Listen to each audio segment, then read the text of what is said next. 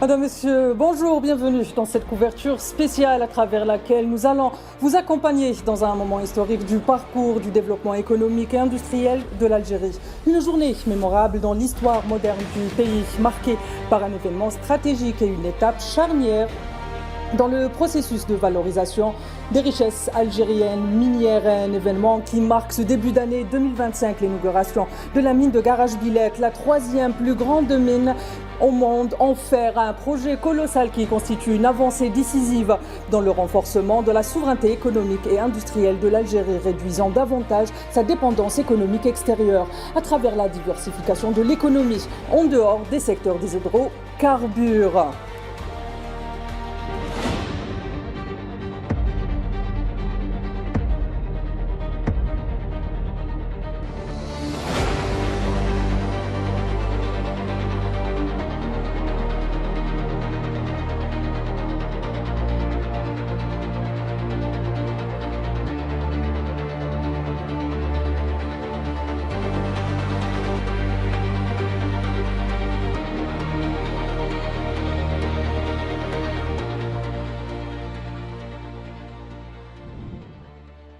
Madame, Monsieur, nous sommes donc en direct sur Al24 News et pour dessiner les pourtours de ce projet colossal, on rejoint Duplex tout de suite. Bachar, où se trouve Abdelkader Idrieff. Abdelkader Idrieff, bonjour.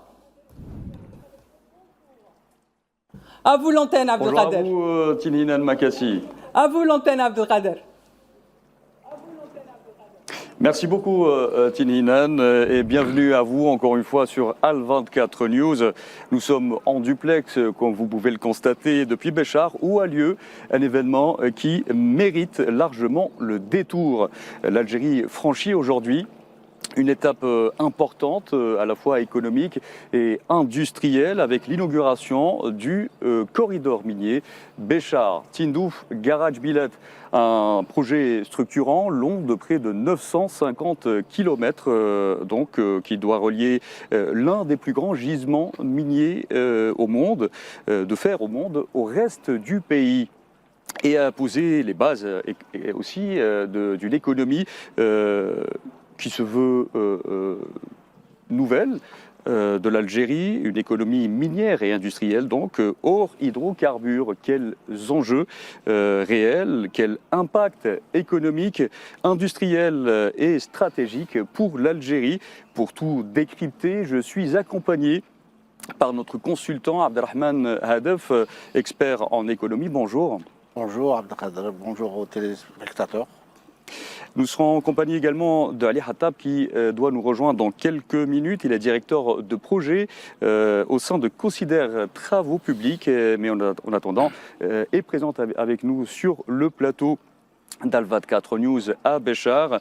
Monsieur Cheikh Bendada, médecin très actif au sein du milieu associatif à Béchar. Bonjour à vous. Bonjour, ravi d'être parmi vous.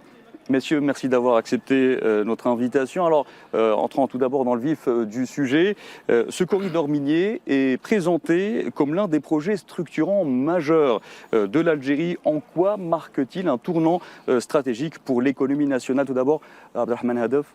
Effectivement, écoutez, je pense qu'aujourd'hui, à travers ce projet-là et bien d'autres projets, l'Algérie franchit une étape importante dans son projet de développement, mais surtout un projet d'émergence économique à la fois au niveau continental mais au niveau mondial.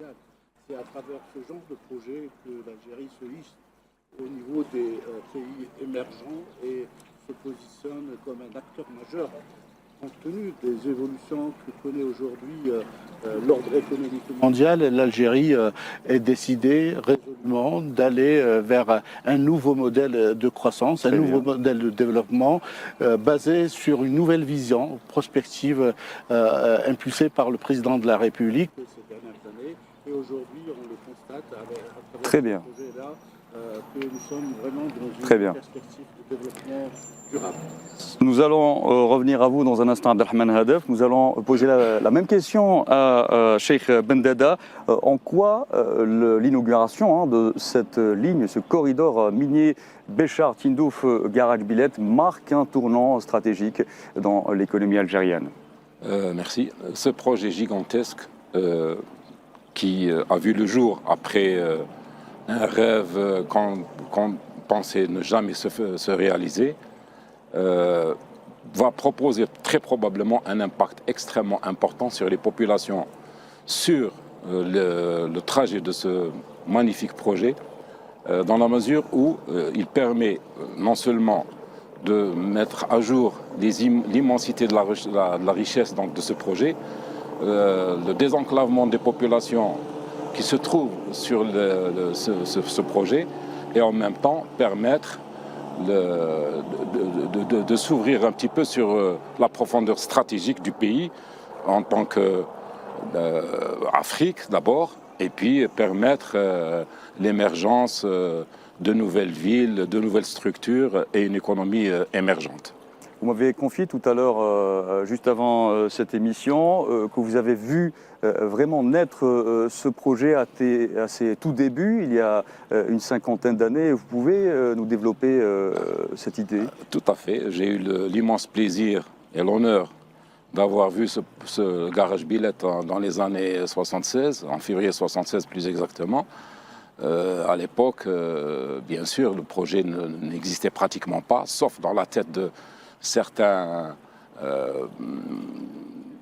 des dirigeants algériens qui, à l'époque, n'avaient pas la possibilité, vu la conjoncture géostratégique et géopolitique de l'époque, les moyens financiers également, ne pouvaient pas réaliser ce projet.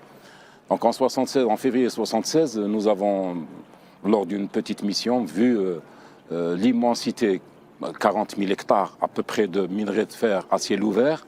C'était déjà considéré à l'époque comme l'un des plus grands gisements de fer. Minier, ce qui est toujours le cas. Ce qui est toujours le cas, absolument. Et puis, on avait même vu donc, une société étrangère qui voulait, qui pensait déjà pouvoir exploiter ce gisement.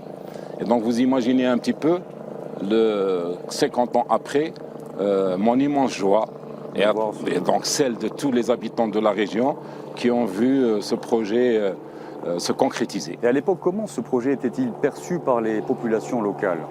Il me semble que ce projet était très attendu par les populations locales parce qu'il y avait d'abord, comme je le répète encore, le désenclavement d'une région, la possibilité d'une création de richesses, la possibilité également de résoudre le problème du chômage dans la région, et puis l'ouverture sur le nord de l'Algérie et la possibilité aussi de s'ouvrir sur la profondeur stratégique de l'Algérie vers l'Afrique subsaharienne. Et cet engouement pour ce projet est-il encore palpable aujourd'hui? Absolument, je pense qu'il l'est encore davantage. Vous imaginez un petit peu la joie et le bonheur de toutes ces régions, de toutes ces populations qui attendaient depuis le temps. Vous savez, c'est à peu près 4 générations qui ont espéré, attendu, voulu et donné leur bénédiction pour que ce projet se réalise. Très bien. Cheikh Bendada, nous reviendrons à vous. Je me retourne vers Abdelrahman Hadef. Alors, quand on dit corridor minier, Béchar Tindouf, Garage Billet, de quoi parle-t-on exactement? Une ligne ferroviaire seule ou un système logistique complet? Je pense que quand on parle de corridor économique, c'est quelque chose de encore plus grand. Là, on est en train de mettre en place une nouvelle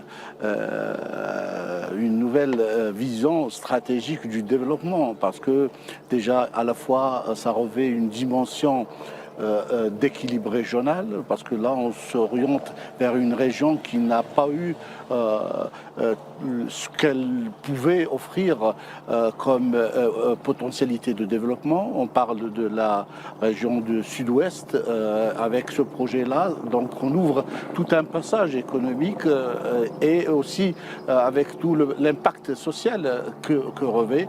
À la fois aussi, quand on parle de corridor, là aussi il faut avoir cette vision intégrée du projet. À la fois nous avons la mine de Garage Billet, la ligne ferroviaire, mais ce qui va un peu s'implanter tout au long de ce corridor avec les villes industrielles à Béchar, à Bni Abbas et autres wilayas.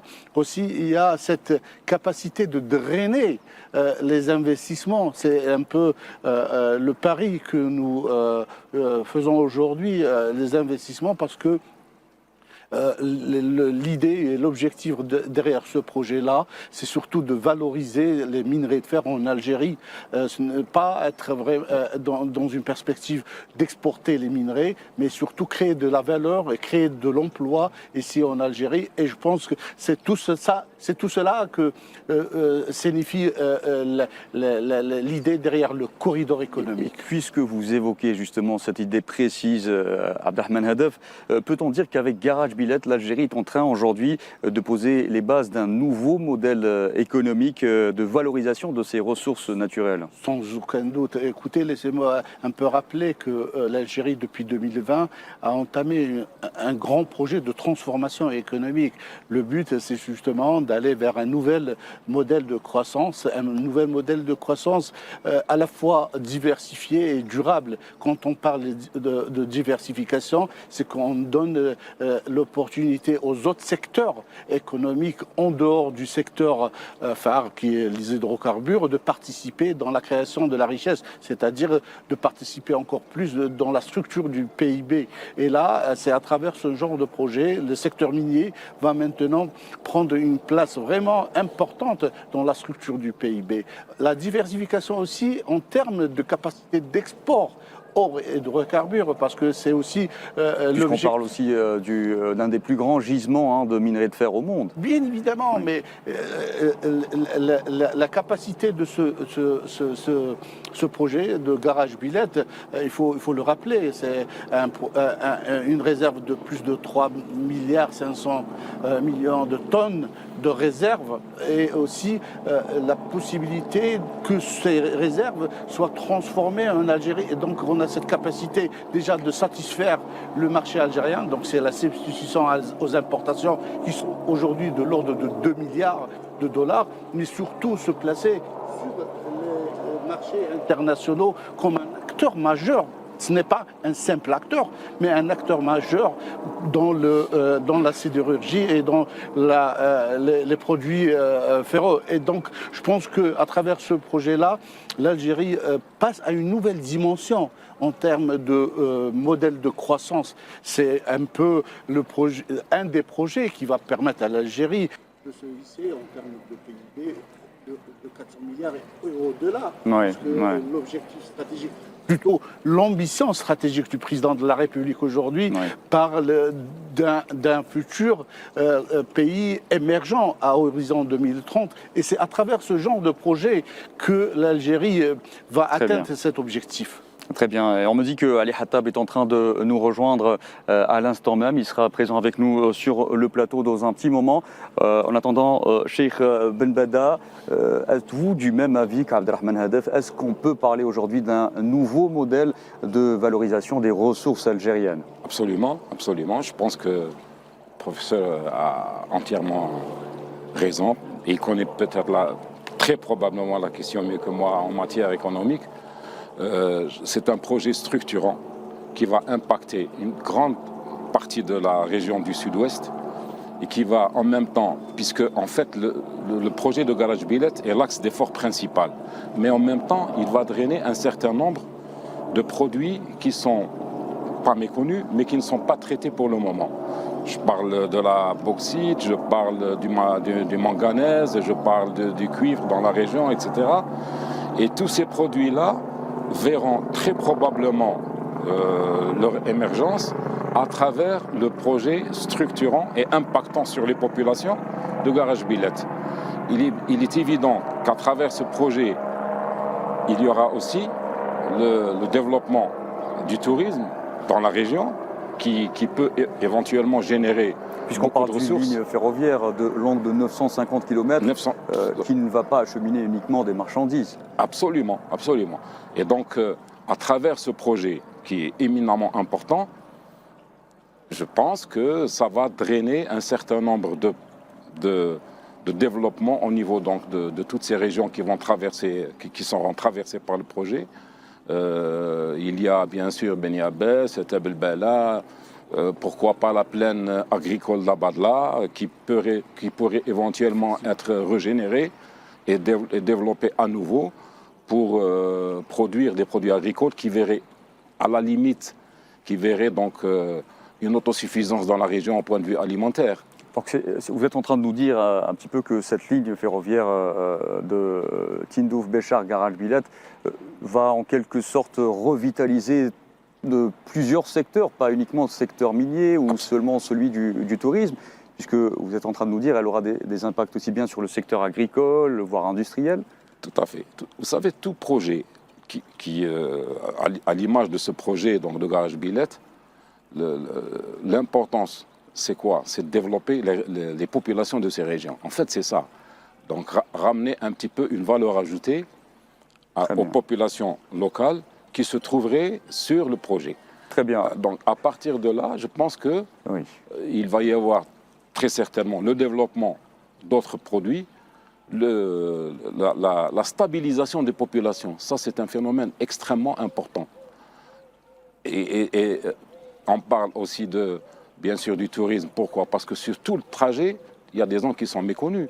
On parle de désenclavement aussi. Oui. Par exemple, la région de Beni Abbès, il y a des gravures rupestres dans la région d'Abadla qui ne sont pratiquement pas connues. Il y a des régions aussi qui sont extraordinaires au point de vue touristique dans la région de Tindouf.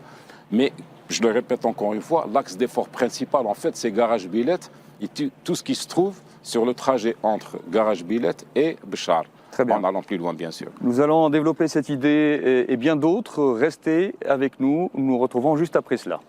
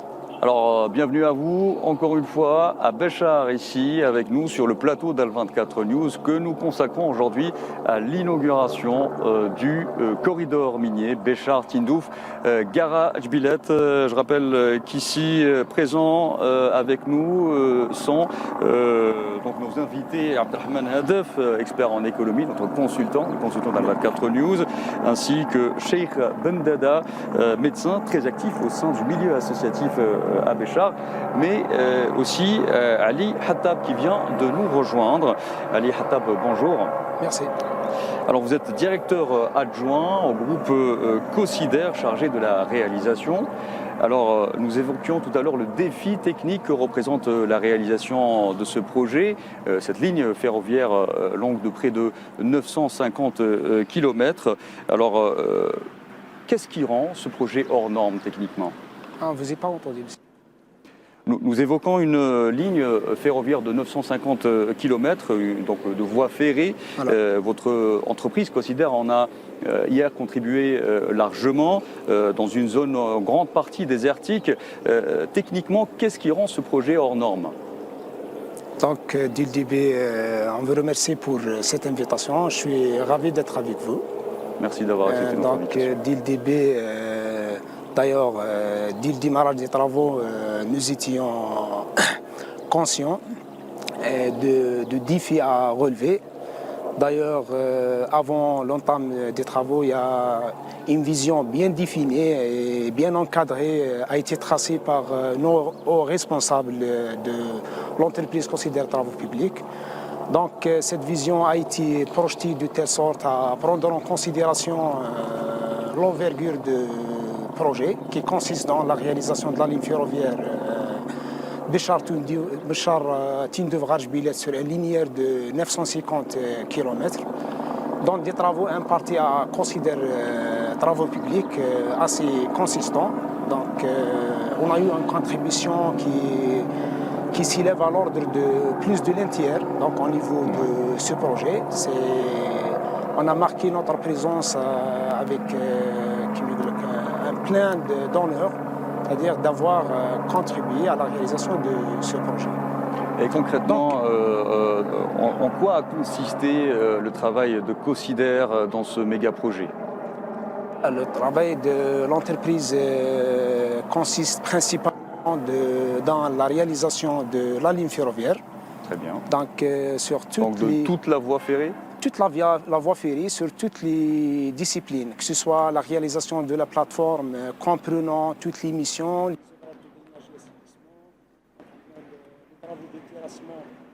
déblais, les remblais, Oui. aussi on a les ouvrages de drainage et assainissement. On a aussi les travaux on prend aussi en charge, d'ailleurs on a pris en charge d'ailleurs la pose de voies aussi, donc sur la partie qu'on fait à Considère TP au niveau de ce projet. Et pour la réalisation de sa partie du projet, Cosider Travaux Publics a-t-elle réalisé à 100% ce qu'elle devait réaliser, ou a-t-elle eu recours à des partenariats, notamment étrangers?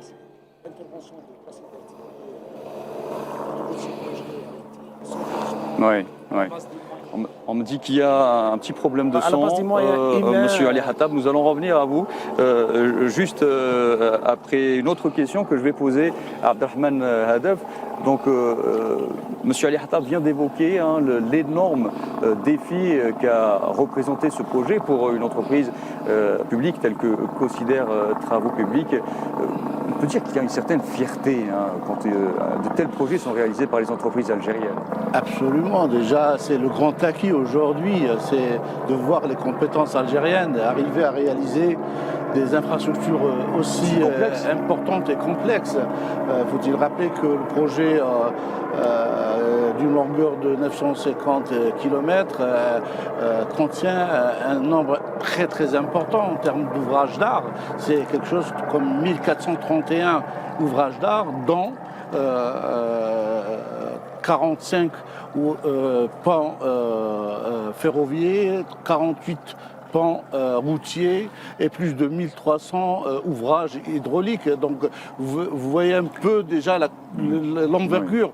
Et avec cette envergure-là, il faut voir la complexité. Certains pans ferroviaires, je pense que M. Hattab le confirme, qui dépassent les 4 km, le plus grand en Afrique même. Et ça, c'est extrêmement important de voir une entreprise algérienne avec les compétences algériennes arriver à réaliser ces ouvrages-là. Donc, on parle à peu près de 45 ponts, peut-être. Ali Hattab pourra nous confirmer ce chiffre. 45 ponts ferroviaires, c'est ça?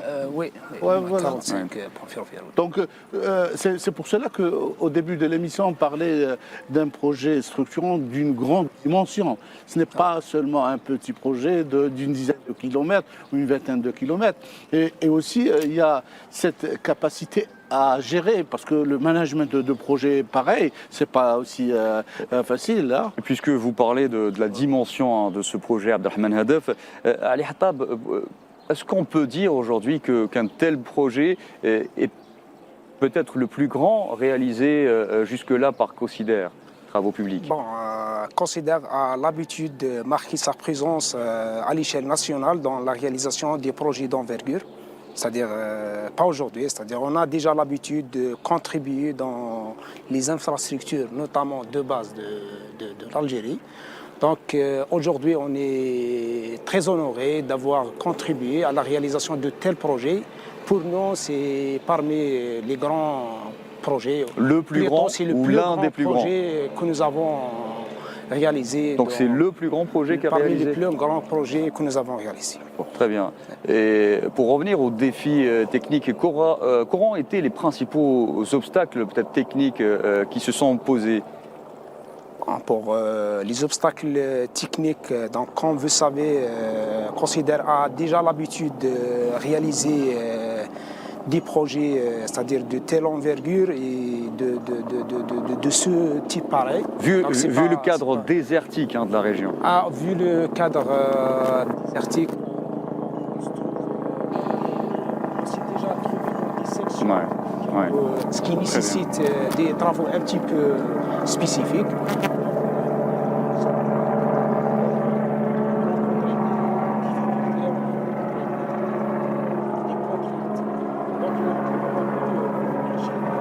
Très bien.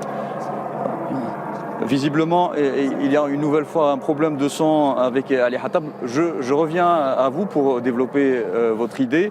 Je me retourne cette fois vers Cheikh Bendada, vous qui avez vu vraiment ce projet naître dès le départ, vous me l'avez confié. Ce projet a été parfois décrit comme étant impossible à réaliser par certains experts, notamment étrangers. Voir ce projet se concrétiser aujourd'hui, qu'est-ce que cela vous fait? Première remarque, c'est d'abord la presse étrangère qui a parlé de ce projet. Ce sont les Américains. Il y a le Wall Street Journal qui en a parlé. Il y a certains médias, oui. Oui, bien sûr, des médias espagnols, français, Le Monde, etc. Ça prouve d'abord la possibilité de faire un projet pareil, la possibilité aussi de dire que l'Algérie était en mesure de réaliser de tels projets. En troisième position, c'est aussi une sorte de défi à la nature. Monsieur a parlé des conditions climatiques qui sont quand même extrêmement sévères, des conditions de la nature du projet lui-même par rapport aux régions qu'il a traversées. Et ensuite... Vous êtes bien placé pour en parler. Vous m'avez confié également que vous étiez très actif dans le milieu associatif environnemental précisément, oui, particulièrement. C'est un projet donc, qui a défié quelque part la nature elle-même. Ce n'est pas évident du tout, puisqu'en même temps, c'est un projet qui a été réalisé par des mains algériennes, par des compétences algériennes et par des entreprises algériennes. Ceci prouve encore une fois qu'il y a la possibilité non seulement de créer ce projet-là, d'avoir un impact énorme sur la vie quotidienne de tous les citoyens qui se trouvent sur ce projet, et en même temps d'acquérir un savoir-faire qui pourrait, à court terme, à moyen terme, pourrait être exporté par rapport donc au savoir-faire algérien. J'aimerais ajouter juste un petit élément qui est extrêmement important, c'est-à-dire que ce projet s'articule autour de 3 axes principaux. 1. La possibilité d'abord de pouvoir le faire, donc les études algériennes qui ont été faites, les entreprises algériennes, ensuite l'impact économique et social sur les populations qui se trouvent tout au long de ce projet, et ensuite un projet qui est en devenir aussi, parce qu'il y a la possibilité donc de créer des entreprises, des usines au niveau local, Béchar, Méchéria, il me semble. De l'emploi, de la sous-traitance.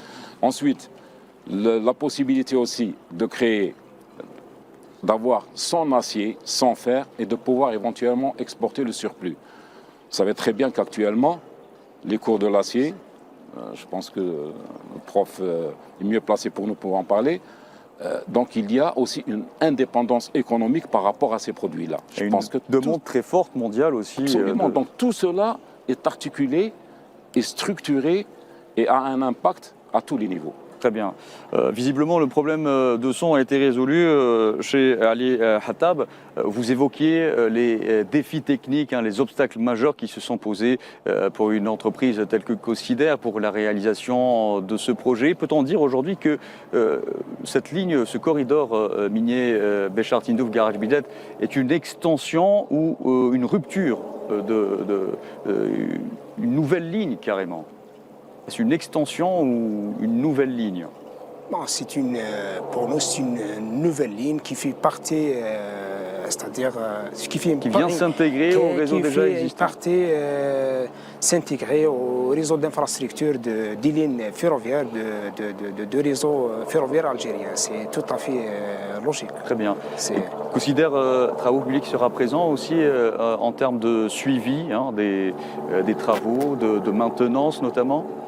On considère Travaux Publics, c'est pas qu'il serait présent, il était déjà d'ailleurs, si vous me permettez, présent et a marqué sa présence dans la réalisation des projets, c'est-à-dire précédemment, c'est des projets similaires. D'ailleurs, à Considère Travaux Publics, on a une division dédiée aux travaux ferroviaires, dite la division d'ITF. Donc le staff qui compose cette division, il est formé, il est dédié pour la réalisation purement des travaux ferroviaires. Donc on a l'habitude de réaliser des projets pareils. Donc on a eu déjà l'expérience de réaliser un énormément linéaire dans le cadre de réseau ferroviaire algérien.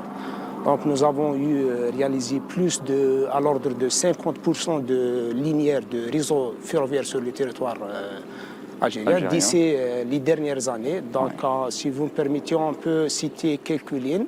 On a réalisé la ligne de Bougzoul-Msila, la ligne de Bougzoul-Djilfa, la ligne de Djilfa-Al-Ghouat. On a réalisé aussi la ligne de Tiert-Saïda. Actuellement, on est présent sur d'autres lignes qui sont en cours de réalisation, d'autant plus le projet que nous avons, auquel actuellement réalisé avec pleinement d'honneur. Très bien. Et réaliser 950 km de réseau ferroviaire est en soi un défi technique, mais en parallèle, il y a aussi le défi humain de réalisation à travers, vous l'avez dit, des compétences algériennes. Cela a mobilisé certainement un grand nombre d'ingénieurs, de techniciens. Avez-vous un chiffre à nous donner aujourd'hui sur le nombre de personnels mobilisés à cet effet? Donc, c'est en ce qui concerne Considère Travaux Publics, c'est-à-dire en ce qui concerne les chiffres, là, on a une stratégie, une vision qui est tracée par monsieur le président directeur général. Donc, on dimensionne le personnel, c'est-à-dire les moyens humains sont dimensionnés en fonction d'envergure de projet. C'est-à-dire chaque projet a un staff d'idées dans telle dimension, dans tel nombre et dans tel critère. C'est-à-dire qui sera mobilisé pour la réalisation de projets. C'est-à-dire, à Considère TP, nous n'avons pas un chiffre précis pour la réalisation. Le chiffre, il est arrêté, dimensionné en fonction des travaux à réaliser. Ça peut être varié, c'est-à-dire du démarrage des travaux jusqu'à la fin, il peut varier en fonction des travaux, en fonction de la nature du site, en fonction des engagements. Donc, toujours. Je me retourne à présent vers vous, Abdelrahman Hadeb, pour évoquer l'un des aspects les plus importants qui est d'ordre économique de ce projet, parce qu'on parle d'une méga structure minière, mais qui est d'ordre économique, de premier plan. Garage Bilet, ce sont près on parle de 3 milliards de tonnes de réserves de minerais de fer. Sans ce corridor, ce gisement reste-t-il théorique? Effectivement, écoutez, ce corridor-là, déjà, il a un impact sur la logistique. Et là, les chiffres donnés par les études donnent une réduction des coûts de logistique de l'ordre de 30%, chose qui est énorme en termes de compétitivité du produit algérien.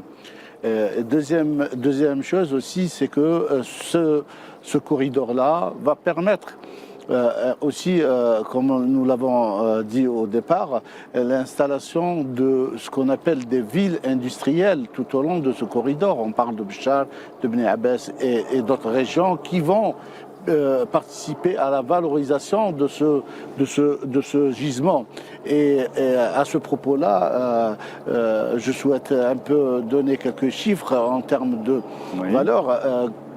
Partons de la matière première, donc des minerais de fer, à un produit fini, c'est un rapport de 1 à 5. À $100 le produit brut, jusqu'à $500 le produit fini. Et vous voyez un Justement, peu, oui. Vous voyez un peu ce rapport qui est. On parle souvent justement de teneur, de minerais. Pourquoi ce paramètre est-il décisif pour la rentabilité du projet? Écoutez, je pense que là, il y a tout un débat, parce que déjà, c'est un des sujets qui ont été trop débattus par le passé. À un moment donné, effectivement, la teneur, surtout du phosphore, dans ces produits-là, était jugée importante. Mais surtout, il y avait un souci de technologie qui permettait d'aller vers le raffinage du minerai de fer. Aujourd'hui, cette technologie, elle est disponible. Nous avons aujourd'hui des techniques qui permettent réellement de valoriser ce produit-là. N'oublions pas qu'on parle d'un gisement de 3,5 milliards de tonnes. C'est énorme. Donc, autant on exploite, on aura assez de fer. Et d'ailleurs, les chiffres donnés par toutes les études donnent une exploitation maximale de 40 à 50 millions de tonnes par an. C'est énorme comme quantité à exploiter. Donc, en termes de rentabilité, le projet, il est plus que rentable. D'ailleurs, on mise beaucoup sur le projet pour améliorer notre balance de paiement, notre balance commerciale. Et là, on parle de chiffres entre 15 et 20 milliards, à terme, bien évidemment, entre 15 à 20 milliards de dollars d'exportation hors hydrocarbures. Venant de ce projet-là, carrément. Très bien. Nous allons revenir au volet technique avec Ali Hattab. À Badla, par exemple, les travaux s'accélèrent concernant les PCG, donc les points de gare de croisement. Pouvez-vous nous en dire un peu plus sur ce volet ? Bon, pour les travaux de réalisation d'une ligne, si vous me permettez, on parle d'une façon générale. Donc, pour la réalisation d'une ligne ferroviaire, on a toujours le tracé courant, donc le linéaire courant, et on a également les voies, c'est-à-dire on a la voie principale, et on a des endroits, ça nécessite des voies secondaires pour assurer le basculement des trains lors des périodes auxquelles ils parcoururent le tracé.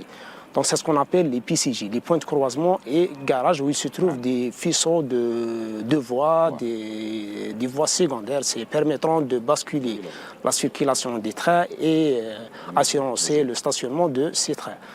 Donc au niveau de ce projet, on a plus de 6 points de croisement et garages, plus les faisceaux de voies implantés au niveau des gares. Parlons de la gare de Badla, on a aussi un faisceau assez important au niveau de cette gare. On a aussi la gare de Hamaguer, on a réalisé un faisceau assez important. Donc pratiquement au niveau du projet en sa totalité, on a 6 points de croisement et garage, plus 2 faisceaux de voies implantés au niveau des gares principales. Et on parle aussi de techniques modernes. Ce projet a été fait avec des techniques modernes, notamment le soudage électrique. Que peut-on dire là-dessus? Donc, c'est pour le soudeur électrique, on le réalise pour le long rail soudé de chaque 18 mètres. Très bien, avec des mains algériennes, de l'expertise algérienne. C'est logique, le soudeur, que ce soit électrique ou aluminothermique, il est réalisé à 100% par des moyens de considère typiques, que ce soit les moyens humains et les moyens matériels dotés au niveau de projet. On a doté le nombre suffisant des soudeuses à déployer sur site depuis le lancement des travaux. Si vous me permettez, on a achevé le long de tracé qui nous a été imparti de PK0 au PK170, même au niveau du deuxième tronçon avec les Chinois. Donc, on a également contribué dans la réalisation des points de soudure hors tracés qui nous ont été confiés. C'est-à-dire qu'on a contribué avec d'autres partenaires, c'est-à-dire en termes de collaboration. C'est-à-dire, ce partenariat s'est articulé autour de transferts de technologies, C'est tout à fait logique. Oui. Comme je vous ai dit, comme on a dit tout à l'heure, c'est-à-dire qu'on a achevé la partie qui nous a été confiée presque avant les délais fixés, et on a contribué également en termes d'aide commandée entre parenthèses à compléter des travaux restants au niveau d'autres tronçons. C'est-à-dire au niveau d'autres, avec un très grand plaisir, nous avons enregistré cette initiative prise par Consider. C'est un volet très important, Ali Attab, que vous venez d'évoquer. Abdelrahman Hadef, ce projet repose sur des partenariats internationaux solides, notamment avec la Chine. Que révèle donc cette coopération sur la place de l'Algérie dans les grands projets d'infrastructure ? Écoutez, je pense qu'aujourd'hui, l'Algérie, elle est très convoitée avec des demandes de partenariat et de coopération sur différents domaines et secteurs. Et là, sur les infrastructures de base, les étrangers souhaitent vraiment s'implanter, déjà parce que l'envergure des projets qu'on lance sont importants, mais aussi cette position de l'Algérie en tant que grand pays déjà, mais surtout cette capacité d'aller avec l'Algérie vers la dimension africaine. C'est extrêmement important qu'aujourd'hui les partenariats soient conçus dans ce sens-là. Très bien.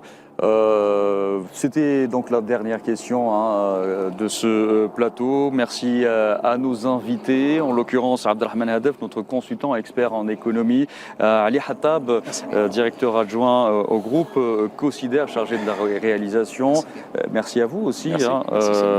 Bachir Bendada, vous êtes médecin, vous êtes très actif dans le milieu associatif à Béchar. On se retrouvera à 17h sur Al24 News pour la suite de ce fil rouge consacré, je vous le rappelle, à l'inauguration du corridor minier Béchar-Tindouf. Gara Djbilet, retour à vous, Tinine Makassi.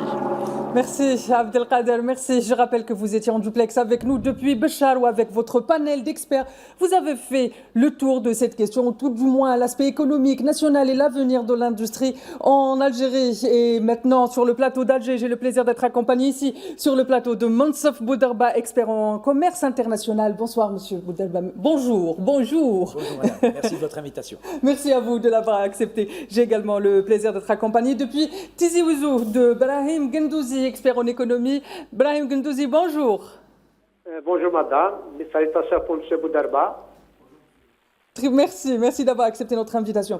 Monsieur Boudarba, vous étiez avec moi, on écoutait à l'instant Abdelkader Idrieff et ses experts, ils ont parlé de ce partenariat avec la Chine, etc. Aujourd'hui, l'Afrique, elle est face à un défi, qui est le défi de l'intégration. Selon vous, comment est-ce que ce projet majeur historique de l'Algérie aujourd'hui contribue à cette intégration, qu'elle soit une intégration nationale en faisant en sorte qu'il y ait plusieurs secteurs qui ont travaillé, on l'a très bien vu, le panel l'a expliqué, mais aussi cette intégration dans l'Afrique subsaharienne et peut-être même l'Afrique du Nord et peut-être même le Maghreb. Bien, il y a plusieurs questions dans votre question. Ce qui est très important dans cette affaire, c'est le retour de l'Algérie sur le plan des gros investissements, ce qu'on appelle les investissements d'abord d'utilité publique. Ça fait partie d'une grande politique, une nouvelle politique, d'une stratégie, n'est-ce pas, de développement d'abord de la logistique algérienne. C'est le retour aussi d'une politique de désenclavement des régions, n'est-ce pas, du sud algérien qui attendent impatiemment, n'est-ce pas, que l'Algérie s'inscrit dans cette logique. Et c'est en même temps, le troisième point, c'est l'ouverture au partenariat. Donc là, nous sommes très satisfaits de ce qui est en train de se réaliser en Algérie. Tout d'abord, nous pouvons que nous féliciter de cette intégration au niveau du retour de l'industrie algérienne sur le contrôle de son industrie minière. Ça veut dire que l'Algérie a inscrit, n'est-ce pas, une intégration économique comme priorité du programme de développement de son pays, de son économie, la diversification au niveau de notre sous-sol et de nos richesses minières nous permet d'être très optimistes quant à l'avenir. Ce n'est que le début, je pense, d'une grande stratégie avec de grands projets d'intégration avec Amizour, avec Annaba, avec Tébessa, etc. Tout cet ensemble, n'est-ce pas, de ressources minières que regorge l'Algérie, qu'il va falloir non seulement, tout d'abord, les revaloriser, les mettre à la disposition, n'est-ce pas, du trésor public, c'est quand même l'une des priorités de notre gouvernement, et aussi faire profiter à notre économie, c'est-à-dire nous, le secteur privé ou national public, n'est-ce pas, d'une disponibilité de ces produits pour pouvoir les injecter directement dans la machine industrielle dont nous avons besoin. Voilà. Donc je pense que cette intégration est une intégration aujourd'hui intelligente. Elle prend en considération, n'est-ce pas, les données géologiques de notre pays. L'Algérie, heureusement, fort heureusement pour nous, est dans une situation économique qui est au vert, c'est-à-dire les indicateurs macroéconomiques lui permettent aujourd'hui de se lancer dans un vaste programme d'investissement, n'est-ce pas, qui va regorger non seulement l'Algérie de ses ressources, disposer de cette ressource et en même temps développer aussi les populations du Sud qui en ont tant besoin. Très bien, ce qui me ramène à vous, justement, Monsieur Brahim Gendouzi, on va parler économie à l'instant. On est en train de parler de cette transition d'une économie des hydrocarbures vers les richesses minières. Est-ce que vous pouvez nous expliquer concrètement comment est en train de se réaliser cette industrie et quels seront les impacts d'avenir ?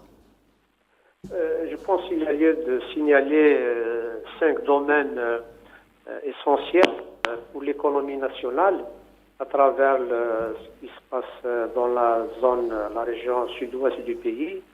En termes de développement minier, la mise en valeur du gisement de Rajbilet va être d'un apport essentiel parce qu'il ne faut pas oublier que l'Algérie dispose déjà de 3 grands complexes sidérurgiques à Oran, à Bellara et à Al-Hajjar. Et par conséquent, il y a lieu dès maintenant commencer à faire la substitution aux importations. Nous importons du minerai de fer, maintenant il faut le produire localement et nous devons satisfaire les besoins de l'économie nationale en acier. Et nous avons commencé à le faire. Donc le développement minier s'inscrit dans cette logique de prise en charge des besoins de l'économie nationale dès lors que nous avons déjà un potentiel de production sidérurgique dans le pays. Deuxième deuxième domaine important, voire stratégique, c'est la logistique. Donc la réalisation d'un temps record de la ligne ferroviaire Tindouf-Rajbilet-Tindouf-Bichar va contribuer au développement du rail, le transport ferroviaire qui est un transport de masse qui dispose de prix très compétitifs et qui n'est pas polluant. Donc il est stratégique de développer le chemin de fer tout d'abord et deuxièmement connecter les ports du pays avec le réseau ferroviaire pour permettre des coûts logistiques très compétitifs à l'international. Et donc la logistique est un domaine stratégique pour le pays et ça va donc attirer d'autres investisseurs. Le troisième domaine important, c'est la dimension aménagement du territoire et développement régional, puisque la zone du sud-ouest va bénéficier de ce qu'on appelle les externalités positives, puisque la ligne ferroviaire va attirer d'autres investissements en termes de réseau routier, en termes d'eau, d'électricité, de fibres optiques, etc., qui va entraîner le développement d'activités économiques, de création de PME dans la région et de création d'emplois. C'est le désenclavement de toute la région d'ailleurs. Quatrièmement, c'est le développement économique au sens large, puisque toute l'activité minière et sidérurgique, le transport, etc., vont créer des milliers d'emplois dans la région et même à travers le territoire national. Il va y avoir, comme je l'ai dit tout à l'heure, le gain en termes d'importation par rapport aux minerais, puisqu'il sera produit localement, développement des exportations d'acier, et ça c'est essentiel parce que l'Algérie ambitionne de devenir un exportateur d'acier vert, et je pense qu'avec les technologies utilisées actuellement dans deux sites algériens, la réduction directe grâce à l'utilisation du gaz et de l'électricité va donner plus de compétitivité à l'acier algérien sur le marché européen, puisque ce sera un acier vert dans quelques années, et sur le continent africain parce qu'il y a une forte demande en acier. Et enfin, pour terminer, il y a aussi un aspect important, c'est la technologie, puisqu'il y a une évolution technologique dans la sidérurgie elle-même, et ça permet à l'Algérie de se positionner sur le marché international dans le cadre de l'acier vert et la réduction de l'empreinte carbone dans des activités industrielles. Voilà globalement ce qu'on peut dire, et tout ça, ça contribue à diversifier l'économie nationale. Très bien, merci Monsieur Gendouzi. Monsieur Boutelbek, lors de votre intervention au tout début de l'émission, quand vous êtes arrivé, vous avez dit qu'aujourd'hui, ce que vous réjouit, c'est ce retour de l'Algérie dans les grands investissements, dans les grands projets, notamment dans sa zone ou dans sa zone d'influence stratégique directe. Est-ce que vous pouvez nous expliquer concrètement comment finalement, par ce projet, l'Algérie est en train de se repositionner sur la carte économique, qu'elle soit régionale, donc africaine, et même méditerranéenne finalement? Oui, l'Algérie bénéficie, vous le savez très bien, Ibrahim Gendouzi vient de le souligner. Laissez-moi vous dire la position géostratégique de notre pays. Tout d'abord, nous sommes dans une position très favorable.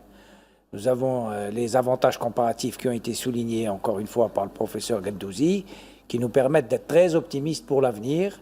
Nous avons un excellent partenariat dans le cadre de l'ASLECAF. L'Algérie a une ancienne diplomatie africaine qui est en train de reprendre du poil de la bête, c'est très important.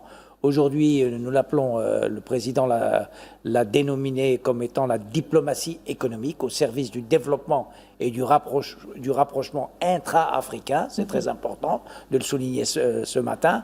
Donc je pense que l'Algérie aussi a une excellente carte à jouer dans la renégociation actuelle avec nos partenaires de l'Union européenne, avec lesquels nous avons aussi une longue tradition de commerce international et, n'est-ce pas, de relations économiques très anciennes depuis notre indépendance. Donc je pense que tout ça, ce sont des faire-valoir, n'est-ce pas, pour bien réfléchir à mettre en place une économie diversifiée au service de la croissance, au service du retour des investissements. Et je pense que le partenariat avec nos amis chinois est une excellente ouverture sur le plan international pour, comme l'a souligné le professeur Gendouzi, le transfert de technologie, parce que là aujourd'hui les choses vont vite. Donc ça va nous permettre d'être toujours, n'est-ce pas, être au diapason et nous inscrire dans toutes les nouvelles technologies qui seront à la disposition de l'Algérie, d'abord pour le plan, n'est-ce pas, de notre marché local, puisque nous avons aujourd'hui une industrie de transformation du fer avec les projets qui ont été cités ce matin à Oran, à Annaba et donc aussi maintenant dans le sud-ouest algérien. Tout ça va bénéficier non seulement aux entreprises locales algériennes, et en même temps, je considère que l'Algérie a la potentialité de s'inscrire dans une véritable politique d'exportation de produits transformés du fer, sur la base de, bien sûr, de la réduction de la taxe carbone, la maîtrise aussi des avantages comparatifs au niveau de l'énergie. Le gaz et l'électricité va nous permettre d'être très compétitifs pour pouvoir, n'est-ce pas, demain se mettre à travailler avec des partenariats gagnant-gagnant, n'est-ce pas, non seulement avec l'Europe, avec les États-Unis, avec les pays aussi d'Asie, puisque les Chinois vont nous ouvrir, nous souhaitons qu'ils participent à ce programme de partenariat pour nous accompagner sur les marchés asiatiques, qui sont des marchés compliqués, mais à grand retour d'investissement, puisque comme vous le savez, aujourd'hui l'Asie, avec les pays comme l'Indonésie, la Malaisie, le Vietnam, n'est-ce pas, et bien sûr la Chine, ce sont des pays qui sont aujourd'hui engagés avec des taux de croissance qui dépassent les 2 chiffres, Et laissez-moi vous dire qu'il y a une consommation de fer et de tous les produits dérivés du fer qui vont faire appel, n'est-ce pas, nous souhaitons à notre marché. Donc tout ça a été bien réfléchi. Je considère que l'Algérie aujourd'hui est résolument engagée dans cette diversification de notre économie hors hydrocarbures. C'est le retour de la politique minière qui avait été initié en 1970 et qui malheureusement a été, pour des raisons que nous connaissons déjà, a souffert de ralentissement et même parfois d'arrêt de programme.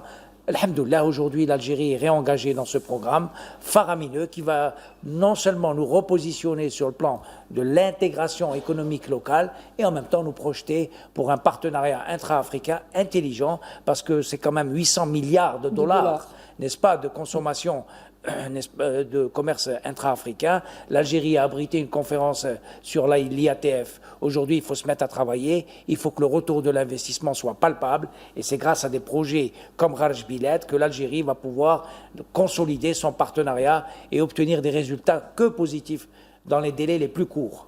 Très bien, vous avez très bien fait de parler de cette intégration africaine et de ces projets africains, de la ZLECAf, de l'IATF. Faut-il rappeler aussi que l'Algérie est membre fondateur de la Banque africaine de développement, ce qui me ramène à vous, M. Brahim Gendouzi. Comment on peut envisager aujourd'hui, à moyen terme et peut-être même à court terme, une complémentarité entre l'Algérie et le bassin minier algérien avec les autres pays africains, comme vient de le rappeler M. Boudelba, c'est quand même 800 milliards de dollars. Pour le cas de l'Algérie, il y a aussi le cas de beaucoup de pays africains qui disposent d'importantes naturelles et que la problématique aujourd'hui, c'est que il ne faut plus exporter du minerai ou d'autres matières premières à l'état brut, il faut les transformer localement.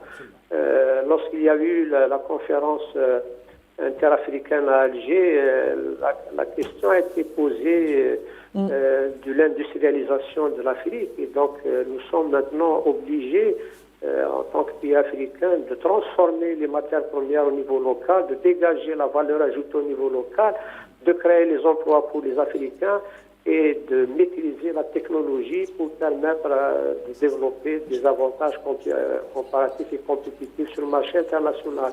Donc l'Algérie va donner l'exemple de cette transformation de la matière première au niveau local, puisque le minerai de Rarj Bilet va être transformé localement dans des complexes sidérurgiques algériens en utilisant les nouvelles technologies comme la réduction directe pour avoir un impact sur l'empreinte carbone et produire l'acier vert qui est demandeur dans beaucoup de pays parce qu'il y a la préoccupation de l'environnement.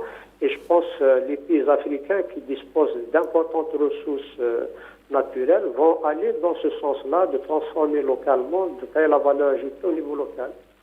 Très bien. Monsieur Boudelba, il y a quelque chose qui est très important dans ce projet. C'est un projet algéro-algérien dans la construction, dans la structure, dans le savoir-faire, on va dire, dans la maîtrise. On le voyait tout à l'heure sur les images. Toute cette maîtrise et ce savoir-faire algérien aujourd'hui, est-ce qu'il serait intéressant de l'exporter dans des pays africains en termes d'infrastructures? Primordial. Le professeur Gendouzi a souligné un aspect fondamental. L'Afrique, effectivement, c'est une mine à ciel ouvert. Il regorge de minéraux, comme l'Algérie d'ailleurs. Mais nous avons maintenant pris un avantage un petit peu, disons, nous avons pris une avance, si vous permettez, parce que nous maîtrisons aujourd'hui le process d'extraction, le process de la mise donc à la disponibilité de ces produits sur le marché. Et je profite ce matin pour lancer un message à nos décideurs pour que l'Algérie s'engage véritablement, comme vous l'avez souligné, madame, dans un programme d'exportation de technologie algérienne, Made in Algeria. Aujourd'hui, nous avons un process, nous avons une maîtrise, nous avons une expérience, n'est-ce pas, dans ce qui est l'industrie de la mine, dans tous les domaines d'ailleurs. L'Algérie maîtrise bien ce process. Nous avons un partenariat avec les Chinois, avec les Turcs, avec les Qataris qui nous permet de bien maîtriser le transfert de technologie. Il est temps que l'Algérie s'inscrive dans une politique africaine ambitieuse, n'est-ce pas, pour aller conquérir tous ces marchés, parce que, laissez-moi vous dire que la concurrence est rude. Il y a déjà des n'est-ce pas, des pays qui sont installés en Afrique et qui veulent bien sûr, qui lorgnent le marché africain. Mais nous avons cet avantage que nous sommes déjà, nous faisons partie nous avons signé des accords avec eux, préférentiels. Donc à nous, Algériens, de tirer profit de cette expérience que nous sommes en train de réaliser localement en Algérie pour l'exporter, pour se mettre à travailler, créer des sociétés mixtes algéro-africaines de tous les pays partenaires amis de l'Afrique, parce que la diplomatie algérienne a joué un rôle fondamental en Afrique, vous le connaissez, c'est pas la peine de rappeler. L'Algérie a participé à tous les mouvements de libération, à toutes les indépendances de nos frères africains. Au règlement des conflits, tensions diplomatiques. Oui, nous avons participé non seulement, et nous avons aidé tous nos amis africains à accéder à leur indépendance, nous avons formé leur élite, nous avons donc investi.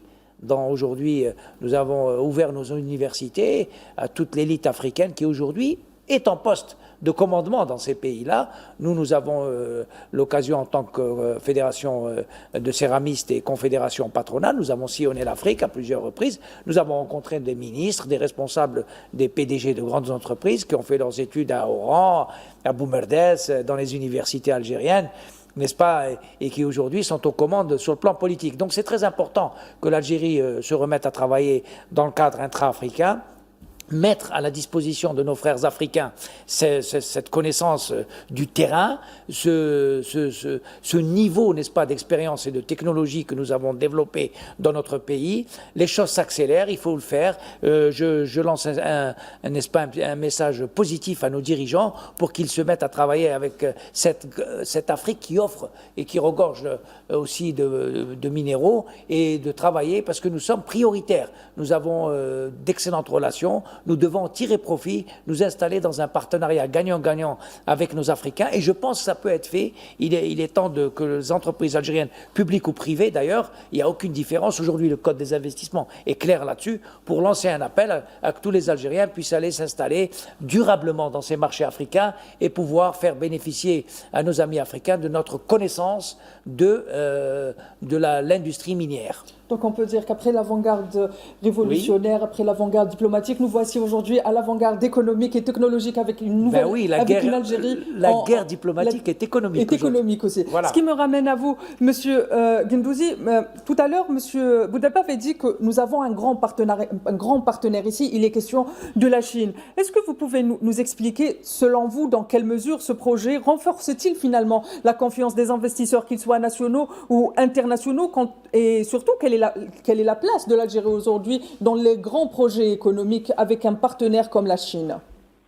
La Chine, il ne faut pas l'oublier, est un grand producteur d'acier, est un grand pays consommateur d'acier, et que la Chine s'inscrit dans une logique de développement avec le Sud global. Donc l'ensemble des pays, notamment africains, qui disposent de ressources naturelles, trouveront avec la Chine des partenariats pour exploiter localement ces ressources naturelles. Et l'expérience de l'Algérie avec la Chine est très positive parce que cela a permis de faire aboutir l'usine d'enrichissement du minerai de fer qui est indispensable dans ce cas avec le gisement de Rajbilet, et que la maîtrise technologique chinoise va permettre justement de faire aboutir ce grand gisement parmi les plus grands mondes en termes de production, en termes de transformation dans les aciéries et en termes d'exportation également, puisque l'importance des quantités à produire dans les années à venir vont satisfaire aussi bien le marché algérien que l'exportation. Donc la coopération avec la Chine sur le plan technologique est importante dans le cas de l'Algérie parce que c'est ce qui a permis de progresser, c'est ce qui a permis d'aller à l'avant dans ce grand projet, ce grand gisement. Lié à la réalisation de la ligne de chemin de fer qui a été réalisée dans des temps records grâce aussi à des compagnies chinoises qui ont contribué à respecter les délais et à synchroniser les projets de gisement de miniers, la voie ferroviaire et l'usine de traitement pour réduire le phosphore du minerai.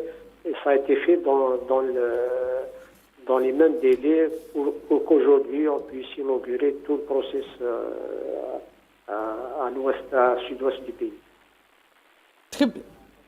Très bien, monsieur Brahim Gendouzi, on arrive presque à la fin du temps imparti à cette émission, ce qui me ramène à vous, monsieur Bouderba. Alors, un dernier mot pour...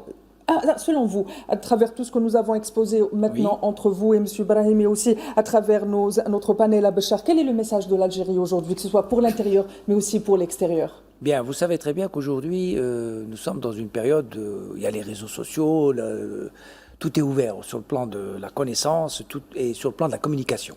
La fast communication. Voilà, donc nous sommes aujourd'hui, c'est vrai, nous sommes suivis, donc le succès de cette opération ne peut être que bénéfique pour l'image de notre pays à l'extérieur.